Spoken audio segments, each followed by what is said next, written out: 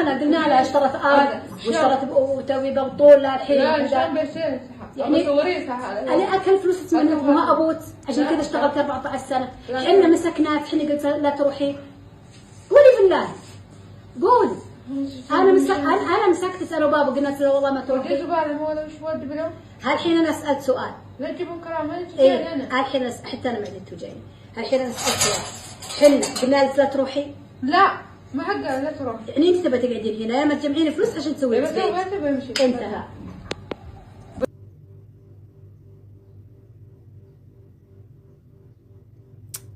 هاي جرى جرينا والله وانت جرينيتو نمان قونا جرتو. السلام عليكم ورحمة الله وبركاته. خبجمتو تافي هردفتو تأوبسنيتو بجرى جرتو بجزراتني بكم جرتني تنجيني رامن ربي شنبرا حاجرات ونسنجرا. خبجمتو تافي هردفتو تكيا أكم فيديو رتي أجرتان كنا وبوليتي تينا كنا وقا كدا هوري مدامي تنبرا ترتي جتودا.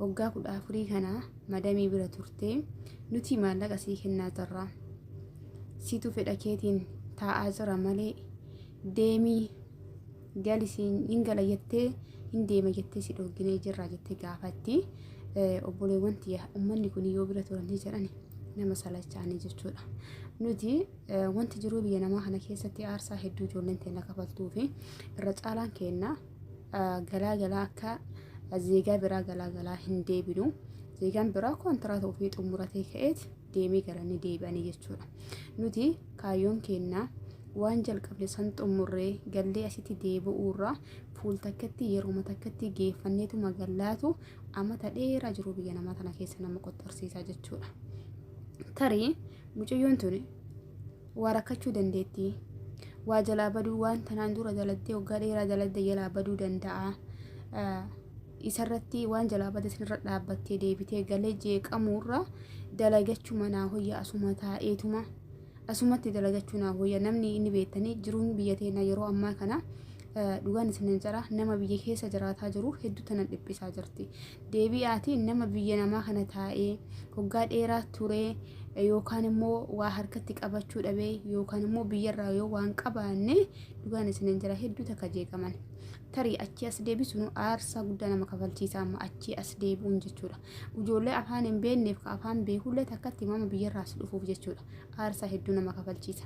Sababa kanaaf jedhee rakkinna isii rabbitu beeka, rabbiif isitu beeka jechuudha.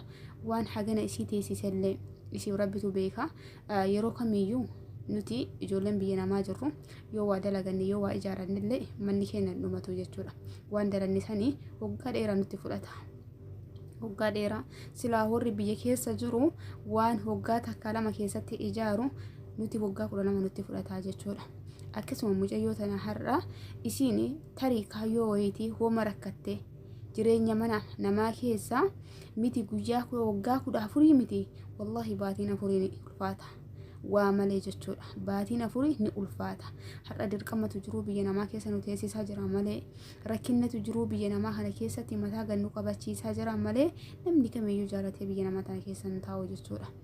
Akkasii hordoftoota fi kabajamtoota kiyya viidiyoo kana argee baay'ee kanatti dhagahame maaliif namuu jechuudha madaa garaa keessaa qaba namuu waa qaba jechuudha. Akkasii obboleewwan tiyyaa isiin tunarra akkanatti yambar jettee birrii sii kennaa jirra galii hin gala jettee nuti isin dhoogginee fedha kee taa'aa jirta jettiin yoo akkana namaan jedhanii narraa deemii jedhanii jirti amma narraa galii jedhanii jirti gaafa akkana namaan jedha hedduu takka namatti dhagahama hedduu takka osoo deebitee iyyuu taa'ii dalagadhu jettee baay'ee takka namatti ulfaataa jechuudha.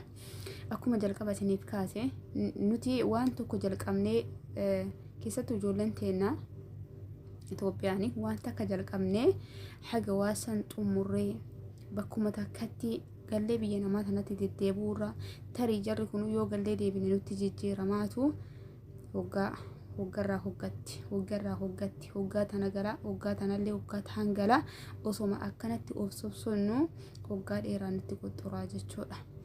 Akkasii obboleewwan tiyyaa rabbii yaada muraada keenyallee guutee biyya namaa tana keessaallee harka namaatii fi mana namaa kana keessaallee rabbiin nu haa baasu inshaallah. Wanti nu biratti guddatte rabbiin biratti xiqqoodha. rabbiin inshallah nurraa jijjiiree gara biyya keenyaatti nu haadachaasu hunduma keenyaayyuu viidiyoo mucayyoo tana argee baay'ee takka qalbiin na cabdee baay'ee takka natti dhagahame yeroo ammaa kana hundi keessanuu ni beektanii waggaa darbillee gara waggaa lamaatiif deemaa jira ammaan tana dhiigaan mana bakka hundarraa Oromiyaa keessa kutaa hundarraa dhiigaan mana keessattuu ijoollee biyya namaa jirtu jechuudha.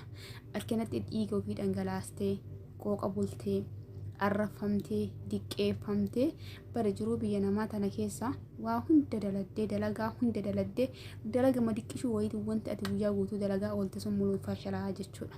Akka nama dalagaan oolleetitti har'a beekaatuma osuma beennu boru nurraa jijjiiramti inshallah boru tana keessaa baanee mataa ol qabannaatu jiruu biyya namaa kana keessatti aarsaa nama kafalchiisee akkasii waan wayii godhattee mana wayii ijaarattee yoo honte ati akkasitti dhiinni keessa dhaabatee kaleen si dhukkubee jiruu biyya namaa tana keessa bi'aansi dhugaan isin jedha namni ijoollemman barra bixaaqama yookaan immoo waraqaa iqaamaa qabaatee dandeettee ala jirtu jiruu biyya namaa kana keessa namni gammadee takka hara galfiidhaan jiraatu takka hin jiru jechuudha.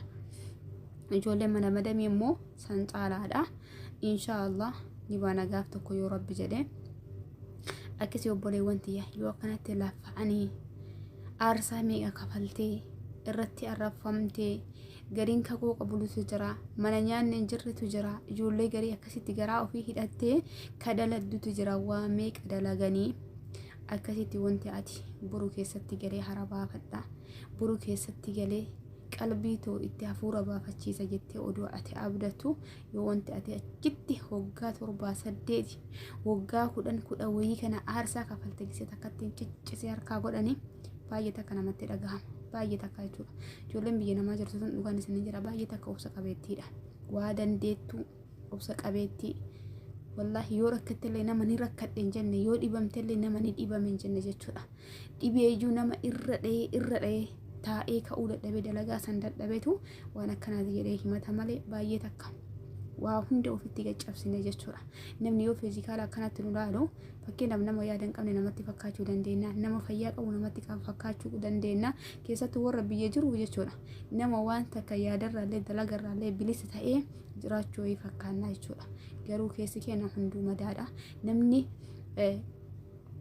qaamaa fayyaa qabus sammuun isaa fayyaan qabu yaadaaf fayyaan qabu namni hunduu ka qaamaan hin dhibamnellee yaadaan dhibamaadha jechuudha. Ani yoo akkanatti ilaalee jiru haga ijoollee biyya namaa kana keessa jirtu namni dhibamullee namni cannaqamullee namni yaadaan miidhamullee haga isaanii hin jiraanatti fakkaatu akkasii obboleewwan tiyya insha'Allah yoo rabbi jedhe keessaa baana jedhee abdii guddoon qaba. Miira keessa seenee dhiifama naa godha asumaan immoo wanti isiniif dhaamuu barbaadu viidiyoo sammuu nagaa lakkisaa jiru kana irratti hundumti keessanuu ustaazaa lakkoofsa ustaazaa rabbii jedhii liinkii isaa rabbii jedhii ijoolleen gariin immoo ani imoo bichaaf fayyadama wanta akka hin qabu tarii ijoollee reeftana biyyarraa dhufuu danda'e ta'uu ijoollee reeftana biyyarraa dhufte ta'uu danda'a.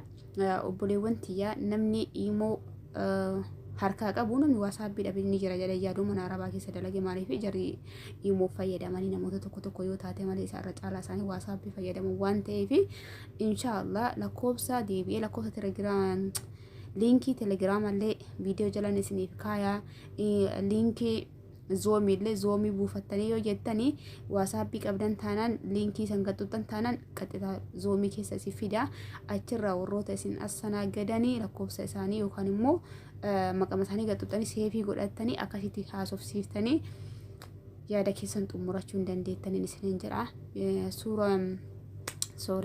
Lakkoofsa immoo lakkoofsa nama tokko eeyyamaadha lamaxxasuun hedduu ulfaata. Lakkoofsicha maxxansee keessa ati 24 booda kaasee jechuudha. Abbaan qabate abbaan hin qabanne immoo carraa keessanii liinkiidhaan seenaa liinkii viidiyoo kiyya jala seenaati liinkii viidiyoo kiyya jala jiran isiniin jira obboleewwan tiyya fedha namaati yookaan immoo nama tokko eeyyamaan ala lakkoofsa nama maxxansuun mamnu'a. Dhugaadha isinummaan rabbiin na huddanii jennaan lakkoofsa maxxansee sa'aatii 24 booda nin kaasee akkasii dhiifaman isiniin jira liinkiidhaan seenaa viidiyoo kiyya haga dhumaa dhageeffadhaa osoo viidiyoon dhageeffatanii viidiyoo gaduma xuxxanii achi kaatanii rabbii jedhii naan jettan obboleewwan tiyya tariitii yuutuuba kiyya irratti dhiibbaa geessuu danda'a waan ta'eef lakkoofsi namaa akkasiin isiniin jira hordoftoota fi kabajamtoota kiyya naaf jiraadhaa roonne jabeessitanii laayikii sheerii godhaa jirtanis hedduu takka galatoomaadha isiniin jechuu barbaada. Inshallah gabiidii wal biraatii walitti dachaanuun nagaa rahmata rabbii keessa